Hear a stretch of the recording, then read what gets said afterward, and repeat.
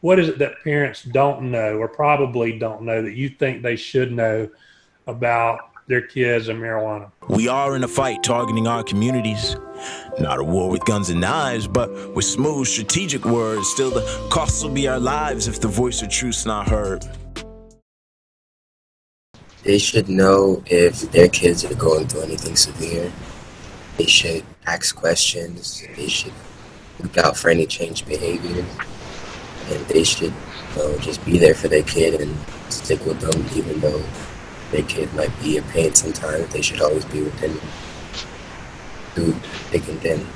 That's a really good point, that parents need to really spend time with their kids and develop a close relationship and an open relationship so that they know what their kids are going through, and so that their kids feel comfortable with coming to them with problems and talking to them about problems, right? And how they feel.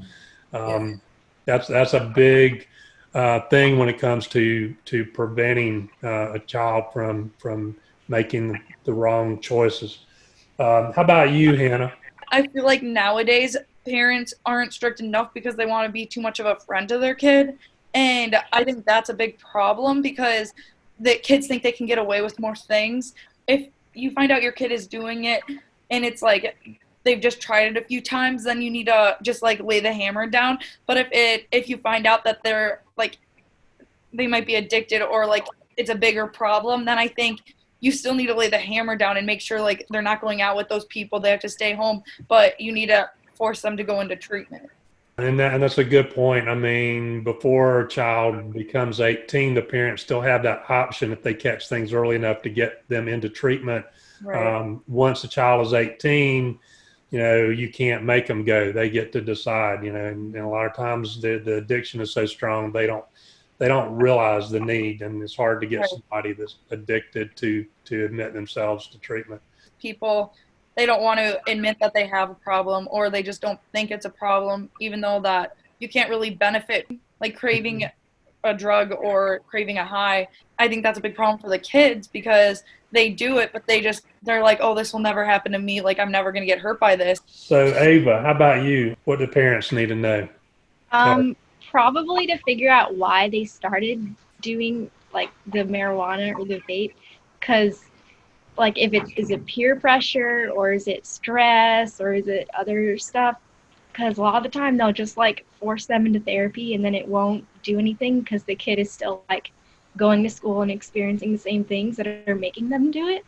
So probably that, and like getting all the facts, because I met this one boy who his mom encouraged him to vape because she thought it would help him with like his ADHD and stress. So it wasn't a great situation, and the mom was just kind of making it worse. I graduated from high school in 1978, so that tells you a little bit about how old I am. The THC in the marijuana that was being smoked then in joints was around 2% THC, and it stayed that way up until about the mid-90s. And now it's about 20 to 25% THC on average. And then people who are consuming it in other ways, like some of the wax extracts, that can get up to 60, 70, 80% THC and up, on up from there. So really, really potent when, you're comparing it to, I knew people that were getting high in the late 70s, early 80s, mid 80s on 2% THC. So the potency increase has caused a lot of problems. We are in a fight targeting our communities. Not a war with guns and knives, but with smooth, strategic words. Still, the costs will be our lives if the voice of truth's not heard.